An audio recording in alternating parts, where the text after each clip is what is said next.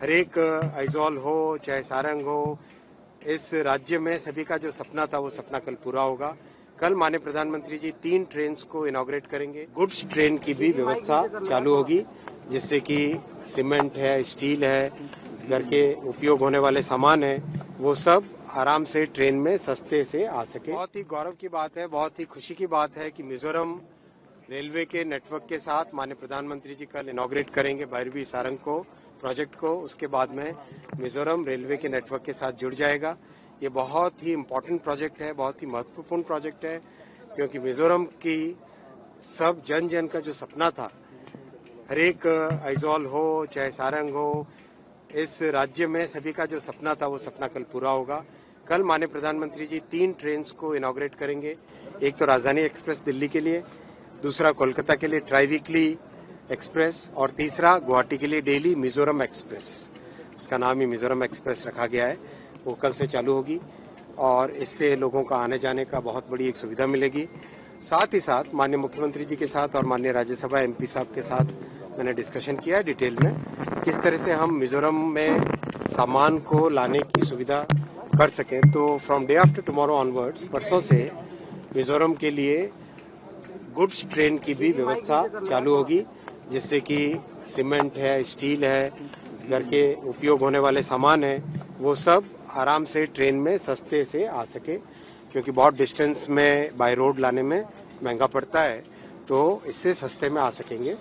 साथ ही साथ मिजोरम में बहुत यूनिक एग्रीकल्चरल प्रोडक्ट्स हैं, जैसे ड्रैगन फ्रूट है, जैसे ऑर्गेनिक प्रोडक्ट्स हैं, उन सब के लिए भी एक व्यवस्था की जाएगी। मैंने जनरल मैनेजर साहब को बोला है कि आप एक रीफर वैन की व्यवस्था करिए कॉनकोर के साथ मिलके, जिससे कि यहाँ के एग्रीकल्चरल प्रोडक्ट्स को भी ले जाया जा सके।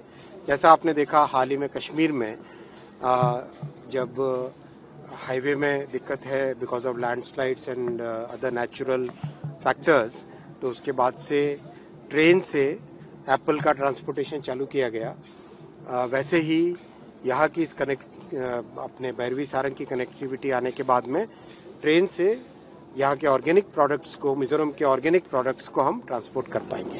सर, दुर्गम रास्तों को सर काट कर पहाड़ों ये बताता हूँ आपको। ये प्रोजेक्ट बहुत ही डिफिकल्ट प्रोजेक्ट था। इसमें आप सब जानते हैं कि हिमालयन माउंटेन्स यंग माउंटेन्स है, तो जैसे कश्मीर में या उत्तराखंड में जो चैलेंजेस फेस किए, वही चैलेंजेस यहाँ पर भी फेस कर रहे हैं।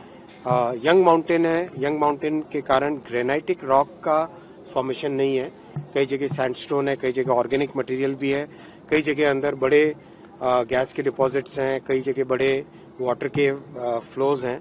तो उसके कारण जब इस प्रोजेक्ट को करते हैं तो उसमें एक नए तरीके से काम करना पड़ता है।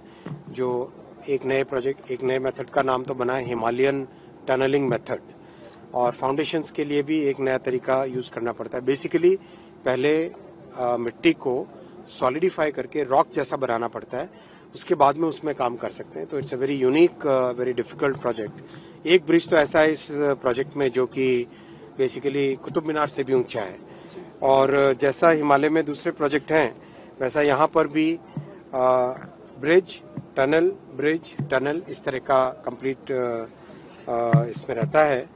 इस प्रोजेक्ट में करीब 55 ब्रिजेस हैं भैरवी सारंग में, और 45 टनल्स हैं। तो बहुत ही कॉम्प्लेक्स प्रोजेक्ट है, लेकिन अच्छे तरीके से किया गया है। प्रधानमंत्री जी का क्लियर संकल्प, रेगुलर फॉलोअप है इस प्रोजेक्ट के लिए। बहुत ही इम्पोर्टेंट प्रोजेक्ट है।